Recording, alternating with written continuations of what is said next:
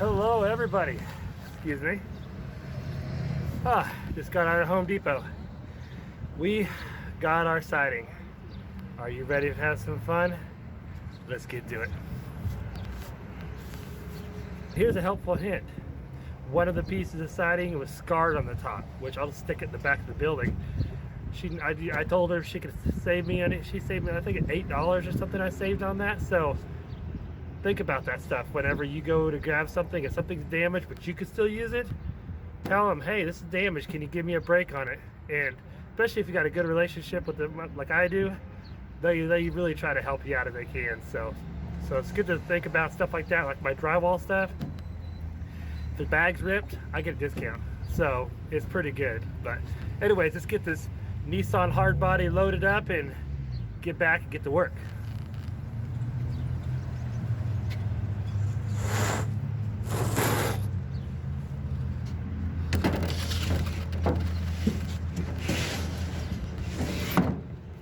I don't know if you can see right here. That's the damage spot. It's got scratched across the side, but it ain't bad at all. This stuff's like a 1/4 inch thick or something, so it ain't that heavy.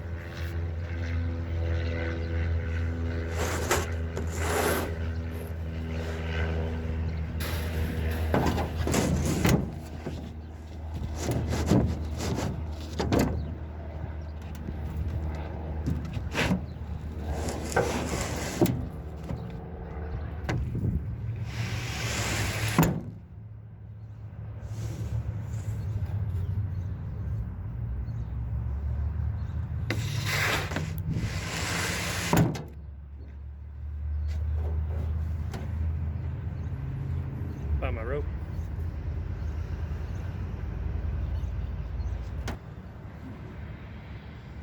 Well, I'm prepared. I don't want to drive down the road and have this fly off. I'm gonna get some string.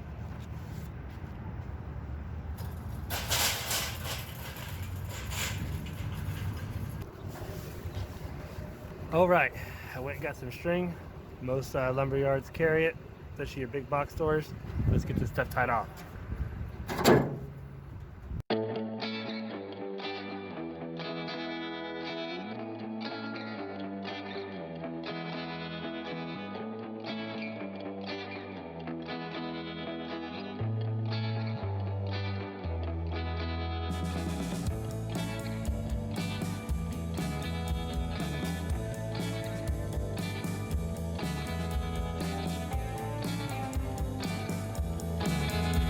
Welcome to another episode of the Handyman Leatherman.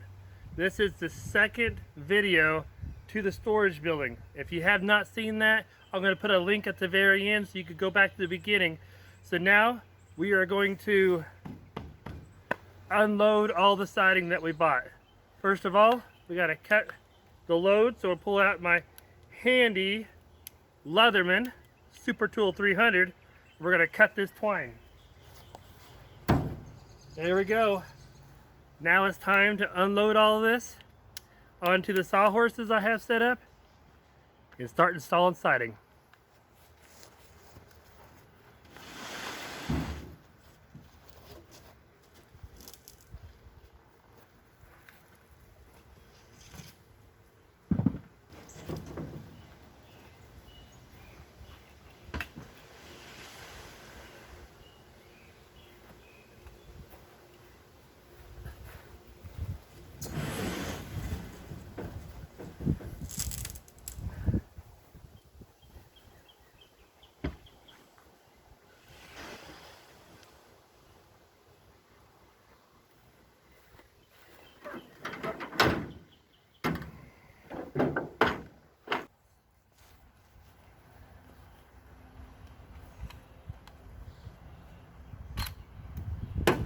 I've got two options.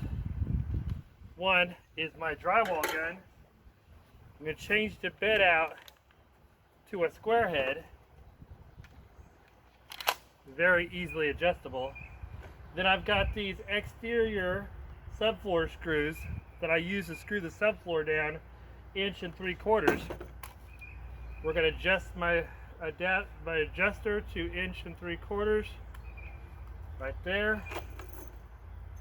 Not sure how this is going to do. I may not like this option, although I do like screws.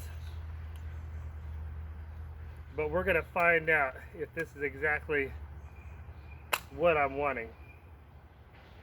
So, other option is I've got the wife's Ryobi staple nail gun. And I got a whole bunch of staples for it. I can't remember the size of them. I'll have to go grab them. So when we start throwing this up, I'm going to try both of them and see which one works the best.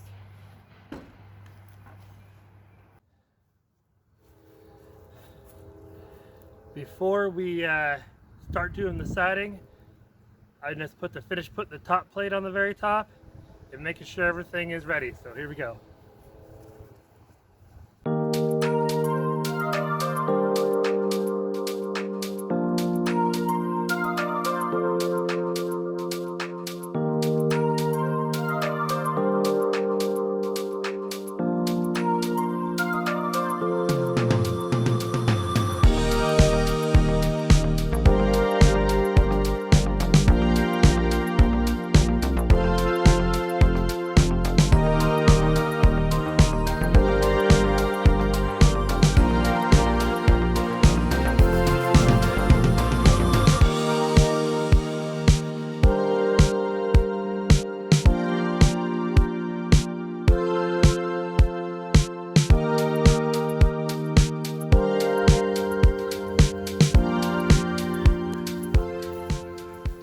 Board was a little bit twisted, so I had to use my pipe clamp. Those are handy when you're trying to pull stuff around. So now we're going to go around and make sure the base is all screwed in. Then it's siding time.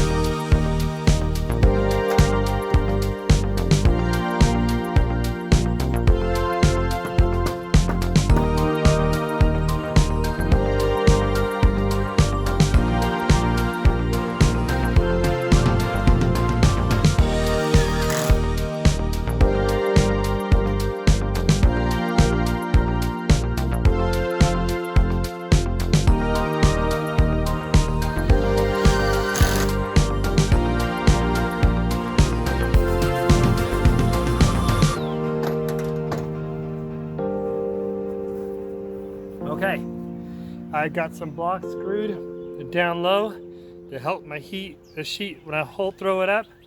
Let's see how it works.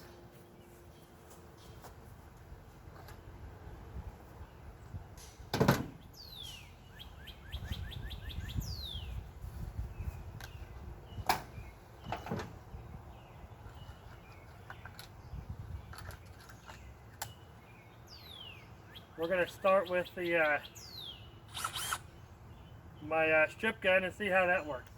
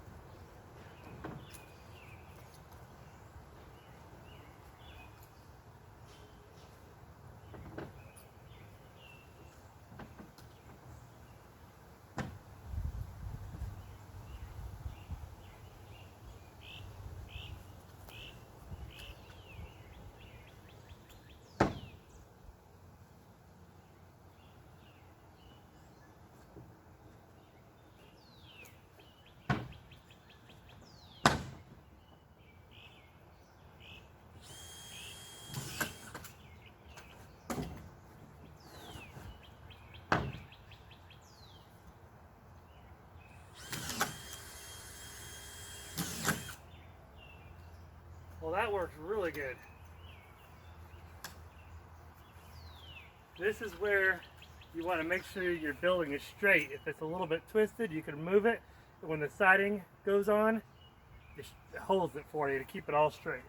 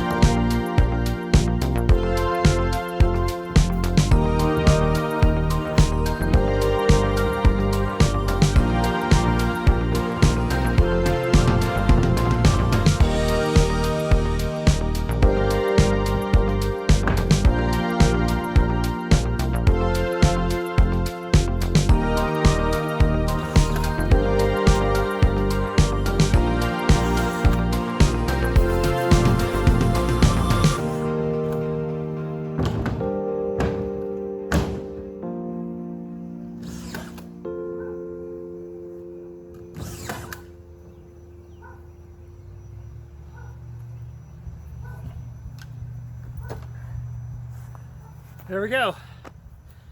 I gotta go around, mark it so I know where all the boards are, screw it all off, then I can cut out the two windows and the rest of that door, and the siding is basically done.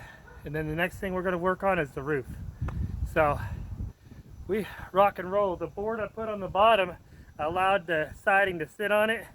I wanted to cover up with a little bit of subfloor showing. That's why it's dropped down a little bit on the top. If I have to, I'll put a trim board up there after I get the roof on. But I want to hide that, and then I want to put another trim board across the bottom to clean up the bottom and make it look good. So let's move on to measuring it all off and screwing it off.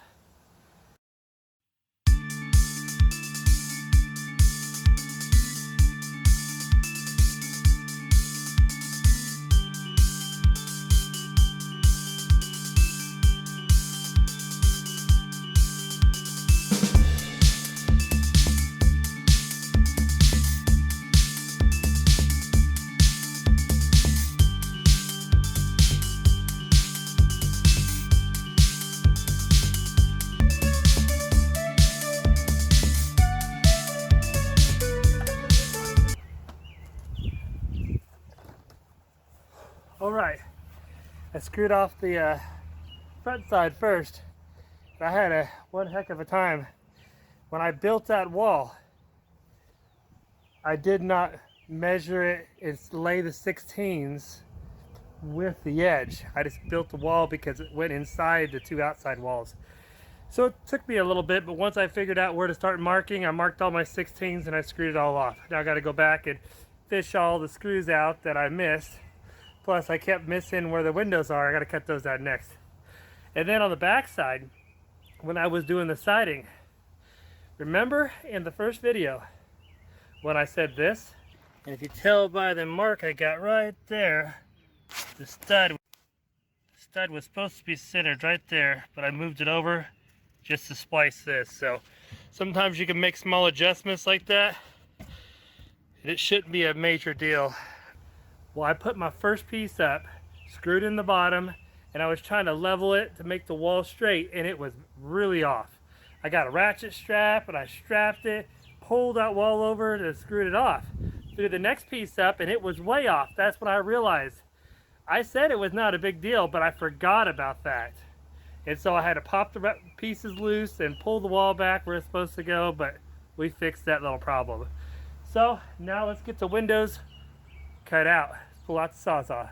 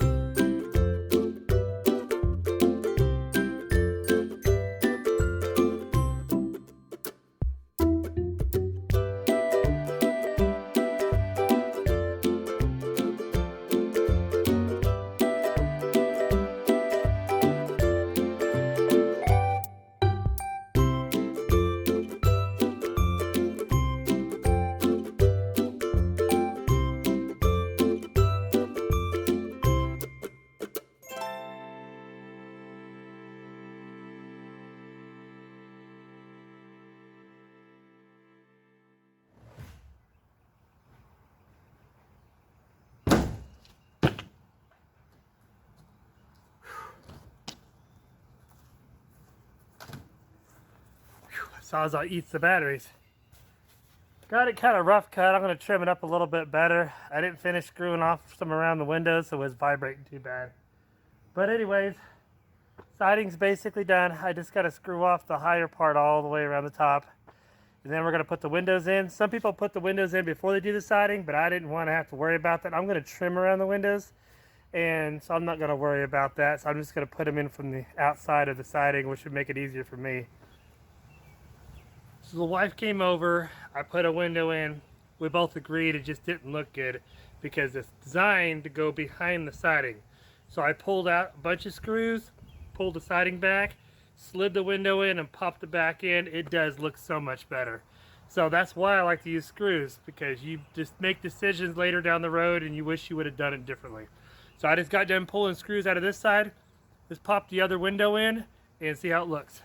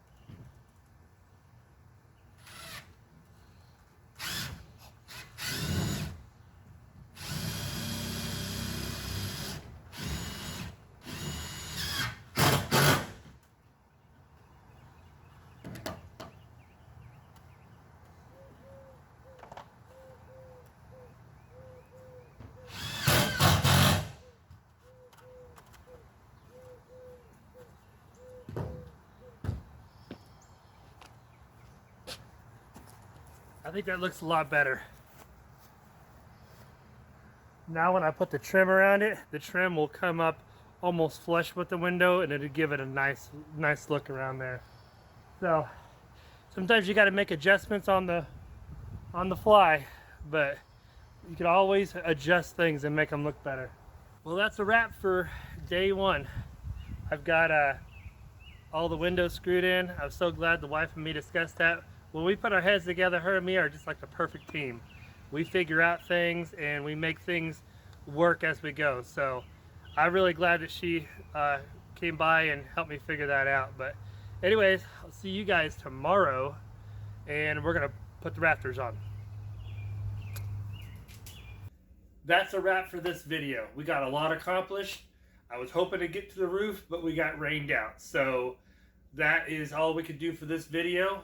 Please come back or we do video number 3 with putting the roof on. So we never got around to using that Ryobi nail gun, the staple gun, because that rigid screw gun was awesome. That thing works so well. So I'll probably try to use that in a further video, maybe trimming out the windows or something like that. But thank you so much for following. I hope you enjoyed it. Give me a thumbs up, or if you're not a subscriber, subscribe. We thank you for all your support, and looking forward to doing the 3rd video and put the roof on, hopefully in about a week when the rain quits. But until then, until we see each other again, have fun, stay out of trouble. All right. What am I going to do? Stuck in the house, it's raining.